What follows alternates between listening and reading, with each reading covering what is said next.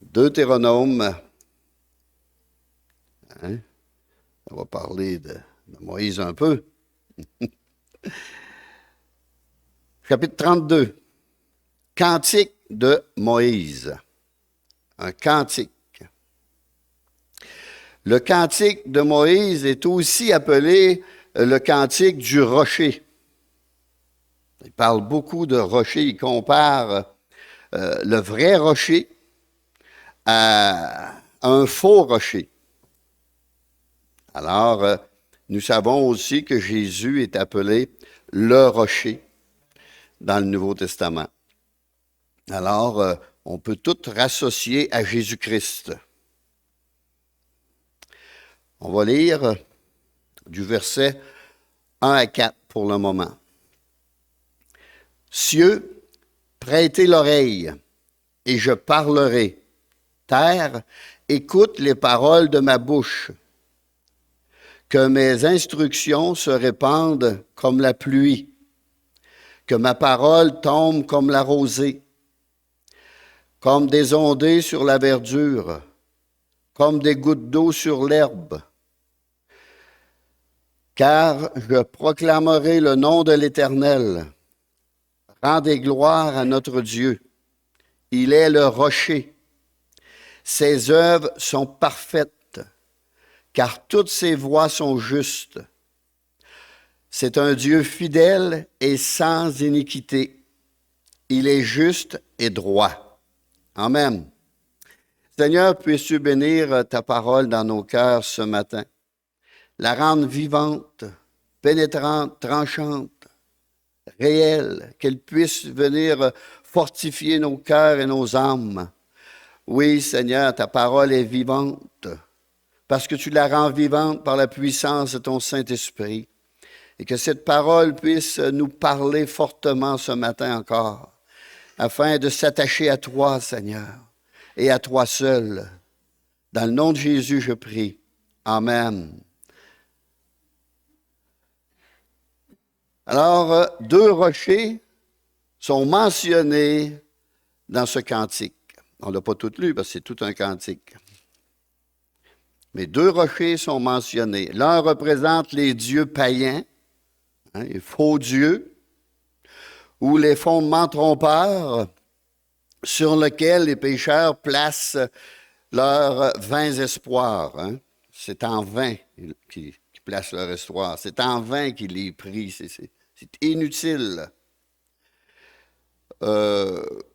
Comme un peu un exemple dans le Nouveau Testament, la maison bâtie sur le sable et non sur le roc. Même on pourrait aller en lire une partie dans Luc.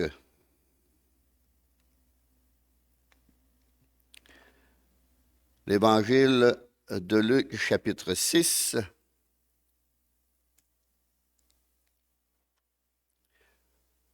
Plusieurs connaissent ces versets, mais on va lire à partir du verset 48. Il est semblable à un homme qui, bâtissant une maison, a creusé profondément et a posé le fondement sur le roc. Une inondation est venue et le torrent s'est jeté contre cette maison sans pouvoir l'ébranler parce qu'elle était bien bâtie. Et on se souvient de la petite maison du Saguenay là, qui était sur le roc. On a fait quelque chose avec ça, mais ça a prouvé que la parole de Dieu était vraie. Mais celui qui entend et ne met pas en pratique, il ne faut pas se borner à écouter, à entendre, mais de la mettre en pratique. Jacques aussi nous parle de mettre la parole de Dieu en pratique. Est semblable à un homme qui a bâti une maison sur la terre, sans fondement, sur le sable. Les torrents s'est jeté contre elle. Aussitôt elle est tombée et la ruine de cette maison a été grande. Alors, il faut mettre notre fondement sur Jésus-Christ, sa parole, mais la mettre en pratique. la vivent, elles deviennent vivantes en nous. Dans Deutéronome 32, 37, il dira, « Où sont leurs dieux? Où sont leurs dieux? Le rocher qui leur servait de refuge. » Un faux rocher. C'était un faux rocher. Il y a toujours du vrai et du faux, même dans le monde. Il y a des histoires qui sont vraies, mais qui sont fausses. Il y a des choses qui sont vraies, d'autres qui sont l'erreur du mensonge. Alors, le rocher qui leur servait de refuge, le rocher qui leur servait de refuge, au verset 38b, on pourrait dire, vers la fin, un faux rocher, mes amis, un faux rocher, qu'il se lève, qu'il vous secourt, qu'il vous couvre de leur protection. Dieu voulait rire d'eux à travers Moïse. C'était en vain. Moïse dit cela, sachant très bien que ce faux rocher ne leur servait d'aucun recours et d'aucune protection. Un rocher impuissant. Impuissant. L'autre rocher nous présente Jésus-Christ comme notre sauveur, fort, inébranlable, stable et permanent. C'est pourquoi le verset 31 nous dit « Car leur rocher n'est pas comme notre rocher. » Leur rocher n'est pas comme notre rocher. Avec leur rocher, ils étaient perdus. Perdus. Tandis que notre rocher nous sauve. Notre rocher nous sauve. Christ, notre rocher, est présenté au verset 18, 32, 18.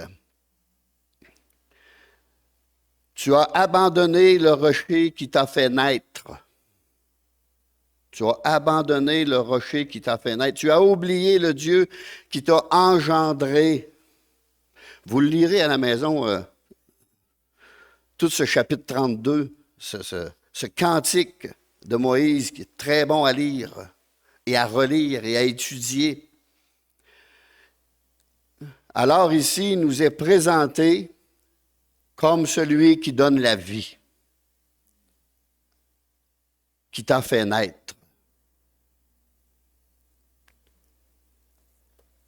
qui t'a engendré, qui donne la vie. Tu as abandonné le rocher qui t'a fait naître. Les religions demandent aux gens d'adhérer à un système religieux fait par les hommes. Mais pour être chrétien, il faut être né de Dieu, né de nouveau. Il n'existe aucun autre moyen. Jean 3, 3. Jésus lui dit à Nicodème, en vérité, je te le dis, si un homme ne naît de nouveau, il ne peut voir le royaume de Dieu. Voir, c'est comprendre, entendre, réaliser, aller dans ce royaume. Il y a une naissance physique. On est la preuve vivante. Mais il y a aussi une naissance spirituelle par la puissance du Saint-Esprit. C'est avoir l'Esprit de Christ en nous. Avoir l'Esprit de Christ en chacun de nous. Dans Romains 8, 9, pour vous, vous ne vivez pas selon la chair, la naissance physique, autrement dit, mais selon l'Esprit, si du moins l'Esprit de Dieu habite en vous. Si du moins l'Esprit de Dieu habite en vous. Alors, j'ai une question que je dois me poser, là. Est-ce que le Saint-Esprit, l'Esprit de Dieu est en moi? Si quelqu'un n'a pas l'Esprit de Dieu, il ne lui appartient pas. Il n'est pas de Dieu. Il n'appartient pas au Seigneur. Aujourd'hui, beaucoup s'unissent avec plusieurs religions, mes amis. Mais dans ces religions-là, est-ce qu'il y a la base de la nouvelle naissance? Moi, avant d'appeler quelqu'un frère, sœur dans la foi, je m'informe s'il est né de nouveau, puis je me rassure qu'il est né de nouveau. Là, je peux l'appeler frère et sœur. Aujourd'hui, plusieurs se sont infiltrés dans des assemblées évangéliques sans naître de nouveau, mes amis. Ils sont devenus religieux, puis aujourd'hui, ils s'associent avec d'autres religions. Juste normal. Au verset 14 de Romains 8, tous ceux qui sont conduits par l'Esprit de Dieu sont fils de Dieu. Est-ce que je suis un fils de Dieu? Si j'ai l'Esprit de Christ, je suis fils de Dieu. Si l'Esprit de Christ habite en vous, à partir du moment où le croyant accepte Jésus-Christ comme Sauveur et Seigneur, alors le Saint-Esprit vient habiter en lui. Le Saint-Esprit, c'est notre corps, le temple de Dieu. Dieu n'habite pas dans une bâtisse faite de main d'homme, peu importe si c'est fait en or. Il habite dans ce qu'il a créé, dans l'homme. 1 Corinthiens 3,16. Ne savez-vous pas que vous êtes le temple de Dieu et que l'Esprit de Dieu habite en vous?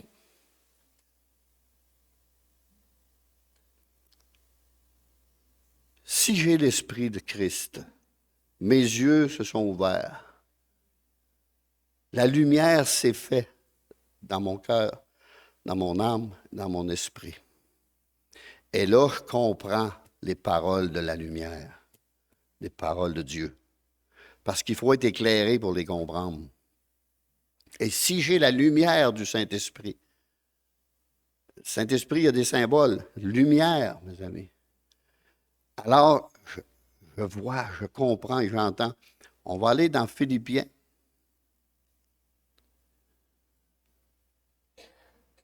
Éphésiens, excusez. Philippiens tout à l'heure. Dans Éphésiens, chapitre 1, verset 13. En lui, vous aussi, après avoir entendu la parole de la vérité. Et ici, il explique c'est quoi la parole de la vérité. L'évangile de votre salut. C'est la parole de Dieu, c'est l'évangile, la bonne nouvelle qui est annoncée au monde. En lui, vous avez cru. Alors, l'Église d'Éphèse, les Éphésiens avaient cru. Et vous avez été scellés du Saint-Esprit qui avait été promis. On a été scellés, un sceau. Dieu a mis son sceau sur nous. Lequel est un gage de notre héritage pour la rédemption de ceux que Dieu s'est acquis à la louange de sa gloire. C'est très important d'être né de nouveau. Cette nouvelle naissance-là, on a besoin. On va aller dans Jean, chapitre 3. Jean, chapitre 3. On va aller au verset 7. Et c'est Jésus qui dit à Nicodème, « Ne t'étonne pas que je t'ai dit, il faut que vous naissiez de nouveau. » La religion, il n'y a pas de naissance spirituelle, là. D'aucune façon. C'est des rites, c'est des rituels. Fais ceci, fais cela. Alors, au verset 8, le vent souffle où il veut et tu en entends le bruit, mais tu ne sais d'où il vient ni où il va. Il en est ainsi de tout homme qui est né de l'Esprit. Jésus compare le Saint-Esprit au vent. Il est invisible. On ne le voit pas. Mais on sait qu'il est là à cause des effets Il est invisible, mais se reconnaît par son activité, au bruit qu'il fait. Les feuilles bougent, les arbres dansent, il y a du bruit. Le Saint-Esprit, lui aussi, se distingue par son activité et par l'effet qu'il a sur ceux qui sont nés de nouveau. Il y a un effet qui se produit. Il y a un amour pour Dieu qui vient. On devient enfant de Dieu, ça fait que c'est normal que... Puis la première chose qu'on découvre en lisant la Bible, c'est le visage de notre Créateur. Puis on en tombe amoureux. On en tombe amoureux, puis on aime ce qu'il nous dit. On aime sa parole. On a un amour pour sa parole, une soif, une faim pour sa parole, qui est immense. C'est pas une religion. Jésus n'est pas venu apporter une religion, une nouvelle religion. Les gens appellent ça une religion, puis le diable aussi. La religion, en passant, ça emmène plus de monde en enfer que n'importe quoi d'autre. Dans le cantique de Moïse, Christ, notre rocher, est présenté comme le sauveur des hommes. Au verset 15, le rocher de ton salut, de son salut. Le nom de Jésus, son œuvre, sa mort, sa vie, sa résurrection, tout proclame qu'il est sauveur et Seigneur. Acte 4.12. Il n'y a de salut en aucun autre. Le salut, c'est notre héritage, c'est le ciel, mes amis, c'est être sauvé, sauvé d'une mort certaine, de l'enfer. On s'en va dans la présence de Dieu. C'est ça le salut. Il n'y a de salut en aucun autre. Aucun autre. Qui a été crucifié à part de Jésus-Christ, là, puis ressuscité comme cela? Là? Je n'en connais pas d'autre. Car il n'y a sous le ciel aucun autre nom qui ait été donné parmi les hommes, toute l'humanité, toute la terre entière, mes amis, par lequel nous devions être sauvés. Un nom, un seul nom. Aujourd'hui, il y en a-t-il des noms? Plus qu'il y a de monde, plus qu'il y a de noms. Il y en a des milliers, des milliers, des milliers, des milliers. Pourtant, la Bible nous dit un seul. Un seul. Tous les autres rochers ne sont en réalité que des châteaux de sable, érigés par les hommes. Érigés par les hommes. 1 Corinthiens 3.11. Car personne ne peut poser un autre fondement que celui qui a été posé, savoir Jésus-Christ. Jésus-Christ est notre fondement. Le rocher. La pierre qu'ont rejeté ceux qui bâtissaient. Ils bâtissaient une religion, ça fait qu'ils ne voulaient pas de Jésus, ils l'ont rejeté. Les religions n'élèvent pas Jésus tant que ça. Ils parlent de Jésus, mais ils élèvent tout ce qu'ils mettent alentour de Jésus. Les saints, les morts, n'importe quoi, là. Priez tout ça. La Bible nous défend ça.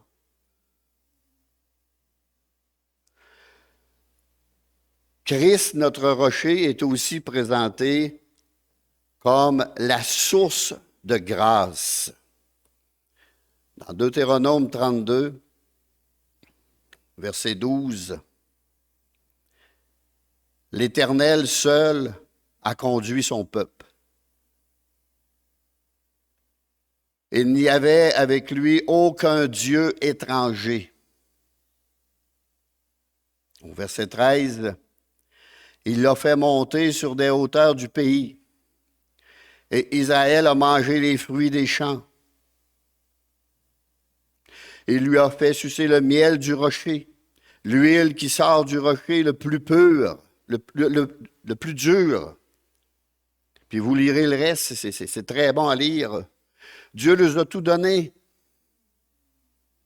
Le miel et l'huile peuvent nous parler de douceur et de rafraîchissement, de force et d'onction. Mais nous parlent aussi de la grâce de Christ et de la puissance du Saint-Esprit. De même que Jonathan, fils du roi Saül, je ne sais pas si vous vous souvenez de cette histoire-là, eut les yeux éclaircis en mangeant du miel. Saül les avait défendus de manger jusqu'à temps qu'il serait tout mort. Ça, c'est raisonnement humain. De même, une nouvelle lumière, celle qu'apporte le Saint-Esprit, ainsi qu'une nouvelle vigueur ou puissance, nous remplissent quand nous goûtons au miel pur de la parole de Dieu. Allez comparer la parole de Dieu à du miel, mes amis. Du miel, du bon miel, du vrai miel. Nos yeux s'ouvrent pour contempler des choses merveilleuses, des richesses que Dieu nous a données par sa grâce.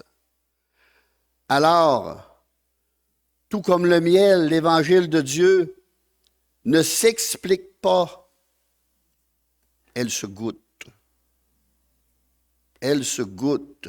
Et ceux qui ont goûté que le Seigneur est bon désirent que les autres partagent ce merveilleux privilège béni. Et c'est pour ça qu'on prêche la parole de Dieu. Goûtez à ce miel merveilleux, mes amis. Goûtez-y. Cette parole est bonne. Elle nous rafraîchit.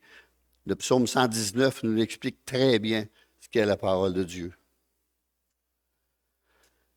Dans Galates 4,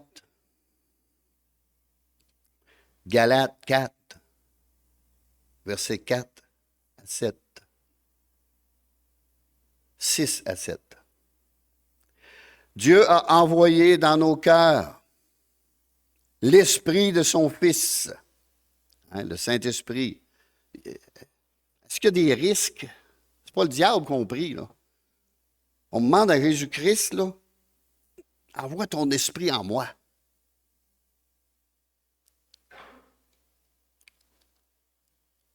Lequel crie Abba Père. On l'a chanté ce matin. Abba veut dire Père. Ainsi, tu n'es plus esclave, mais fils. Et si tu es fils, tu es aussi héritier par la grâce de Dieu. On est héritier, c'est gratis. Seigneur, fais de moi ton enfant. Jésus, fais de moi ton enfant. Dieu, fais de moi ton enfant. Si vous priez Dieu, vous ne priez pas le diable. Là. C'est simple. Est-ce qu'il y a un péché de demander quelque chose à Dieu? Il y en a qui ont peur de se tromper, ils ont peur que ça n'ait un autre qui réponde. Non, si vous vous adressez à Dieu, c'est Dieu qui va répondre. Méchant comme vous l'êtes, vous êtes capable de donner des bonnes choses à vos enfants. À combien plus forte raison Dieu vous donnerait-il pas le Saint-Esprit? Il ne vous donnera pas un serpent. En indice, ce n'est pas le diable qui va répondre. Là. Alors oui, le miel qui sort du rocher et l'huile qui sort du rocher, c'est l'évangile de grâce par la puissance du Saint-Esprit, mes amis.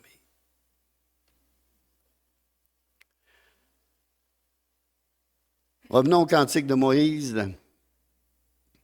Christ, notre rocher, est aussi présenté comme le parfait ouvrier. On l'a lu au verset 4. Il est le rocher, ses œuvres sont parfaites. Ses œuvres sont parfaites. Il est juste, fidèle, droit, sans péché.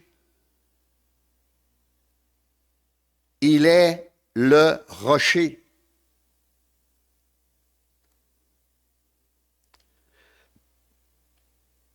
Ses œuvres sont parfaites et il termine ce qu'il a commencé.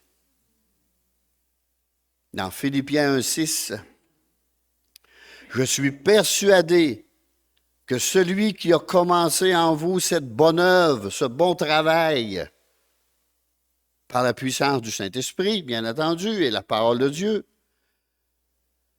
et leur salut en Jésus-Christ, la rendra parfaite, cette œuvre. Il va la rendre parfaite, ce travail, pour le jour de Jésus-Christ.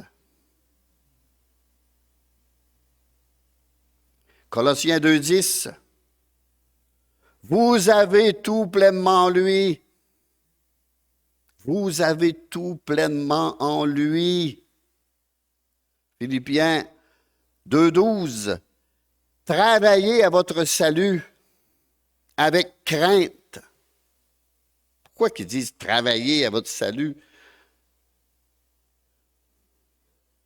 Si c'est une sécurité éternelle. Travailler avec crainte et tremblement. Ça nous parle de la sanctification, ça, mes amis. Il y en a qui ont peur de ce mot-là aujourd'hui. Mis à part pour Dieu. Sanctifiez-vous. Enlevez le péché de vos vies. Débarrassez-vous de cela. Brillez comme des flambeaux. Ce Saint-Esprit-là, il faut qu'il brille. Il ne faut pas éteindre la lumière. Il ne faut pas mettre le sceau charnel dessus. Il faut enlever ce sceau. Et, comme disait l'autre jour, avec le nom m'échappe, là. Ils ont brisé les cruches. Avec Gédéon, ils ont brisé les cruches. 300 hommes. La lumière jaillit. Puis ils ont crié. Puis toute l'armée de Satan fuit. Il faut faire la même chose, mes amis. Mais cette fameuse cruche-là, là, ce fameux vase-là, là, ce fameux seau, il faut qu'il soit enlevé, brisé, détruit pour que la lumière brille. Ça nous parle de brisement. Puis il n'y a rien de drôle dans ça, là. On va passer par toutes sortes de situations pour que Dieu nous brise. Puis il a besoin de nous briser parce que notre résistance est trop forte. Il nous brise afin qu'on cesse de résister à sa parole. Il faut que notre moi meure et que Jésus prenne la place. Aujourd'hui, il n'y a pas trop de prédication sur ça. On vous aime, on vous chérit, on vous flatte. Dieu est amour, Dieu vous... Il est tellement bon. On ne verra jamais personne dans l'enfer. Jamais l'enfer, ça n'existe pas. Ça, c'est des fables. On en entend toutes les sortes aujourd'hui. Pourtant, c'est Jésus qui a enseigné le plus sur l'enfer. C'est lui qui est venu nous en parler. Oh non. Vous savez comment le monde est menteur, là? Pour arriver à leur but, parce que eux, c'est le nombre qu'ils aiment. Dieu regarde la qualité, lui. Le monde regarde la quantité.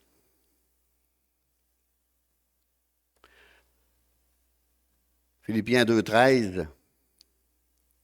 Car c'est Dieu qui produit en vous le vouloir et le faire, selon son bon plaisir.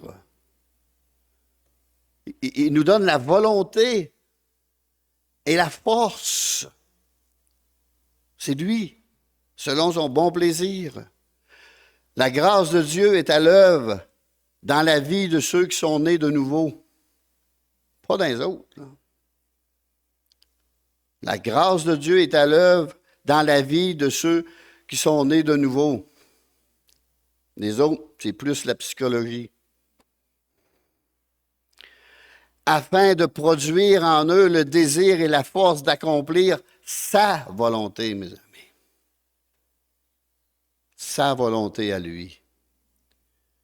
Mais cette œuvre de grâce en nous dépend toujours de notre fidélité et de notre coopération. Si on ne veut pas. Notre prière, Seigneur, donne-moi de vouloir. Brise ma volonté, Seigneur.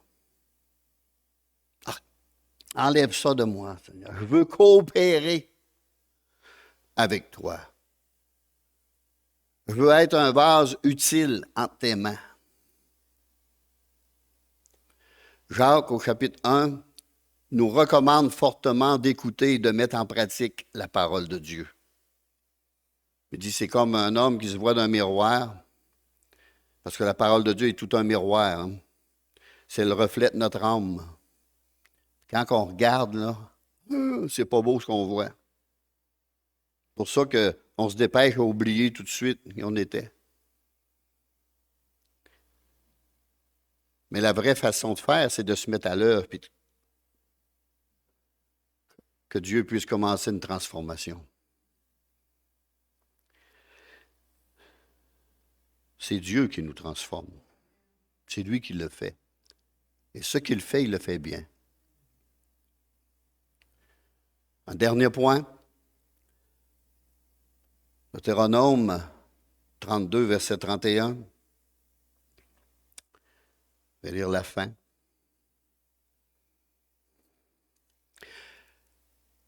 Car leur rocher n'est pas comme notre rocher. Leur rocher n'est pas, c'est la fin, là, leur rocher n'est pas comme notre rocher. Il imitait l'imitation du vrai. Satan est bon, c'est le singe de Dieu, ça. Il imite. Il imite tout ce que Dieu fait pour tromper, séduire. Même être parlant en langue est imité. Il y en a un vrai et il y en a un faux. Tout pour tromper. Tout est là pour tromper. Un faux salut, une fausse espoir, une fausse religion, une fausse espérance. Tout est le contraire. Pour ça qu'il faut lire la parole de Dieu, parce qu'on va se faire séduire à un moment donné. Là. La parole de Dieu, elle nous redresse, elle nous corrige, elle nous garde. En Corinthiens 10,4. C'est pas un code 10,4, là, c'est. Ceux qui font du CB, ils disent 10,4, là. Mais en Corinthiens, chapitre 10, verset 4. Ils ont tous bu le même breuvage spirituel, car ils buvaient à un rocher spirituel qui les suivait. Et ce rocher était Christ. Alors, c'est très bien dit, c'est très bien expliqué. Ils ont eu la révélation. Et ce rocher était Christ. Jésus, avec les disciples qui étaient sur le chemin d'Emmaüs, prit la parole, puis il a commencé par Moïse pour expliquer tout ce qui avait rapport à Jésus. Moïse a eu de nombreuses révélations. Il a vu l'ombre des choses à venir. Leur rocher n'est pas comme notre rocher. Les rochers des païens ne sont que des idoles. Des idoles. Serre telle image, embrasse telle statue, prie tel morceau de plâtre. Mais il y en a partout. Dans ce passage, ils avaient abandonné Dieu, leur Créateur, et ils ont méprisé le rocher de leur salut pour se tourner vers des idoles. Deutéronome 32, 17. Ils ont sacrifié à des idoles qui n'en sont pas Dieu, à des dieux qu'ils ne connaissent pas, nouveaux venus depuis peu. Hein? On passe même dans les villages, on voit des statues de Bouddha, des statues de ci, puis des statues de ça, puis de l'Égypte, puis un peu partout. Ils ont abandonné Jésus-Christ pour des idoles. Des idoles païennes. Avant ça, on envoyait du monde évangéliser vers ce monde-là. Dans l'espace d'une génération, mes amis, il s'en passe. Ça descend aussi vite. Pas croyable. des nouveaux venus depuis peu. Derrière les faux dieux et les religions de ce monde, il y a la puissance spirituelle des démons, mes amis. Des démons. Quand on prie une image, une statue, une représentation quelconque, la prière, oui, il va y avoir des réponses, mais c'est le diable qui répond. C'est très clair dans la Bible. Satan se cache en arrière de ces images-là, puis il répond pour garder le monde dans l'ignorance. C'est pour ça qu'il faut lire la parole de Dieu. 1 Corinthiens, chapitre 10, verset 20. Ce que l'on sacrifie, on le sacrifie à des démons. Je ne veux pas que vous soyez en communion avec les démons, nous dit Paul. Les démons peuvent agir au travers de leurs adeptes. Ils peuvent même accomplir des miracles pour séduire. Mon père avait déjà répondu à quelqu'un, « Il vaut mieux mourir qu'être guéri par le diable. » C'est un adorateur d'images, de statues. Mais il a vécu 92 ans pareil. Là. Il avait dit ça à 40 ans à peu près. 42. Il s'est converti à 42 ans. Puis il est mort à 92. Il était 50 ans, un demi-siècle, dans sa foi. Puis il est mort dans la foi. 2 Thessaloniciens, chapitre 2. Je voulais lire tous les chapitres, mais j'ai dit, vous le lirez à la maison. Ici, c'est mais que l'homme du péché paraisse, le fils de la perdition, l'adversaire qui s'élève de tout ce qu'on appelle Dieu et ce qu'on adore, jusqu'à s'asseoir dans le temple un jour, se proclamant lui-même Dieu. C'est au verset 3 et 4, mais on va lire à partir du verset 6. Et maintenant, vous savez ce qui le retient, afin qu'il ne paraisse qu'en son temps. Et c'est l'Église de Christ qui le retient, mes amis. Car le mystère de l'iniquité agit déjà. Il agissait dans ce temps-là, imaginez aujourd'hui. On le voit aujourd'hui, il est tellement épais. Il faut seulement que celui qui le retienne encore ait disparu. Et alors paraîtra l'impie que le Seigneur Jésus-Christ détruira par le souffle de sa bouche lorsqu'il revienne et qu'il anéantira par l'éclat de son avènement. L'apparition de cet impie se fera par la puissance de Satan. Alors la Bible nous le dit clairement. Ça ne sera pas Dieu, là. Il va y avoir des miracles, il va y avoir toutes sortes de choses. Mais ici, on est averti dans la parole de Dieu. L'apparition de cet impie, impie, mes amis, se fera par la puissance de Satan avec toutes sortes de miracles, de signes et de prodiges mensongers. Il y en a qui courent juste après ça, les miracles. Ils ne lisent pas le Bible. Il y a un miracle là, un miracle là, un miracle là, un miracle là. Et Dieu est là, Dieu est là. Non, c'est le diable. Réveille, là. Mais ils vont se faire séduire, mes amis. Et avec toutes les séductions de l'iniquité, du mal et du péché. Pour ceux qui périssent parce qu'ils n'ont pas reçu l'amour de la vérité pour être sauvés. On peut voir ça comme un jugement de Dieu. Vous voulez être aveugle, ben restez-y. Vous voulez embrasser le diable, ben embrassez-le comme il faut. Alors, au verset 11, aussi Dieu leur envoie une puissance d'égarement pour qu'ils croient au mensonge. Dieu va les aider. Une puissance d'égarement pour qu'ils croient au mensonge, afin que tous ceux qui n'ont pas cru à la vérité, ceux qui ont vomi sa vérité, ceux qui n'ont pas voulu, ceux qui ont craché dessus, mais qui ont pris plaisir à l'injustice, soient condamnés. Alors c'est très sérieux, puis c'est un avertissement très sérieux que nous avons dans la parole de Dieu. Le Nouveau Testament reconnaît l'existence des esprits mauvais, mes amis. Mais il incite les chrétiens à les combattre par la puissance et l'autorité de Christ. Dans Éphésiens, chapitre 6, verset 12,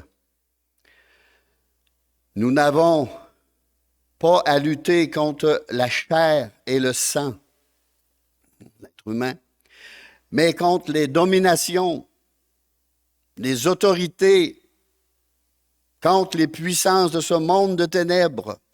Ce monde là, est appelé monde de ténèbres et non monde de lumière. Contre les esprits méchants dans les lieux célestes. Deutéronome 32, 3, Moïse dit, « Je proclamerai le nom de l'Éternel. » Je proclamerai le nom de l'Éternel. Mais heureusement, il y a encore beaucoup de prédicateurs, puis Dieu les a gardés, qui proclament encore le nom de l'Éternel. Rendez gloire à notre Dieu. Il est le rocher. C'est un Dieu fidèle, sans iniquité. Il est juste et droit.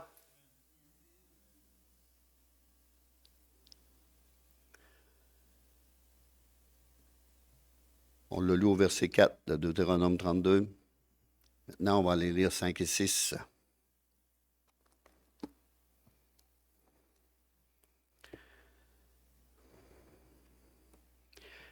S'ils se sont corrompus, à lui n'est point la faute. Ce n'est pas la faute de Dieu, là. La honte est à ses enfants. Race fausse et perverse. Est-ce l'Éternel que vous en rendez responsable, peuple insensé et dépourvu de sagesse? N'est-il pas ton Père, ton Créateur? N'est-ce pas lui qui t'a donné, qui t'a formé, et qui t'a affermi? Vous le lirez, tout ce chapitre 32 est bon à lire, mais on ne peut pas le prêcher.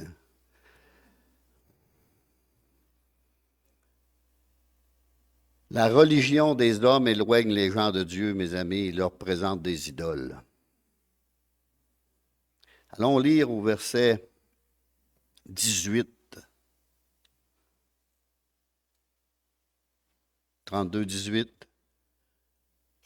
Tu as abandonné le rocher qui t'a fait naître. Tu as oublié le Dieu qui t'a engendré.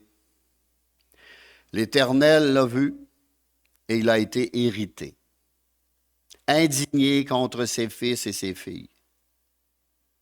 Il a dit, je leur cacherai ma face. Je verrai quelle sera leur fin. Car c'est une race perverse. Ce sont des enfants infidèles. Ils ont excité ma jalousie parce qu'il n'est point Dieu. Ils m'ont irrité par leurs vaines idoles. Et moi, j'exciterai leur jalousie par ce qui n'est point un peuple. Je les irriterai par une nation insensée. Des païens qui vont se convertir. On fait partie de tout ça. Allons au verset 39, juste pour en lire un peu. Sachez donc que c'est moi qui suis Dieu et qu'il n'y a point de Dieu près de moi, avec un petit D. Le seul qui est près de Dieu, c'est Jésus-Christ qui intercède pour nous. Je fais vivre et je fais mourir. Je blesse et je guéris. Tu es trop bon. Non, quand il est le temps de nous corriger, là, il nous corrige. Je blesse et je guéris. Et personne ne délivre de ma main, car je lève ma main vers le ciel et je dis, je vis éternellement. Je vis éternellement. Puis le reste, vous le lirez. On va aller terminant dans Actes, 17. Et c'est lorsque Paul était à Éphèse. Acte 17. Encore un affaire qu'on ne peut pas tout lire, mais c'est très bon à lire à la maison. On va lire à partir du verset 28. Car en lui, nous avons la vie, le mouvement et l'être. Le vrai Dieu. C'est ce qu'ont dit aussi quelques-uns de vos poètes. De lui, nous sommes la race. Imaginez qu'il y avait une statue, puis c'était écrit à un Dieu inconnu, en cas qu'il n'oublie un. Et Paul, il s'est présenté, puis il dit, je vais vous présenter le vrai, moi, qu'il ne connaissait pas. Alors, au verset 29, « Ainsi donc, étant la race de Dieu, nous ne devons pas croire que la divinité, les choses de Dieu, soit semblable à de l'or. Peu importe la belle statue, beau lieu de culte, beaux ustensiles, qu'ils soient en or, en argent ou de pierre, sculptés par l'or et l'industrie de l'homme. C'est tout un commerce. Ils faisaient le commerce dans le temps, puis ils le font encore. Ils appellent ça l'industrie de l'homme. C'est tout ce qui a rapport à la religion. Pour moi, il y en a un qui a lu ça, là, puis qui était une vedette, puis qui a décidé de faire des effigies à son image, puis des choses dans le gilet, puis des lutteurs là, qui ont eu du succès. Ici, c'est ce qu'il y avait. Il y en a qui avaient pensé avant. Là. Au verset 30, Dieu, sans tenir compte des temps d'ignorance, oui, ils sont dans l'ignorance, mais annonce maintenant à tous les hommes et en tout lieu qu'il est à se repentir. Aujourd'hui, il essaie de faire croire au monde que le péché n'existe plus. Tu es voleur, mais tu n'es pas un voleur. C'est mauvaise habitude. Ils ont un nom scientifique qu'ils mettent en avant. Tu es un menteur, ils mettent encore un nom scientifique en avant. Là. Puis pourtant, dans la Bible, c'est écrit « C'est Satan, le père du mensonge ». Puis ceux qui mentent sont ses enfants. Se repentir, pour ça, il efface tous les péchés, puis se repentir de quoi? Sépule blanchi. Hein? Se repentir de quoi? De tout ce que tu es, de ce que tu as en dedans, de ton cœur mauvais, ton cœur pervers, ton cœur incrédule. Ça, tu dois te repentir. Repentir, c'est quoi ce mot-là? Ils sont en train de l'effacer de nos jours. Ils ne veulent même plus l'entendre. Repentir, c'est pleurer puis le regretter, mes amis, amèrement, puis changer de conduite après.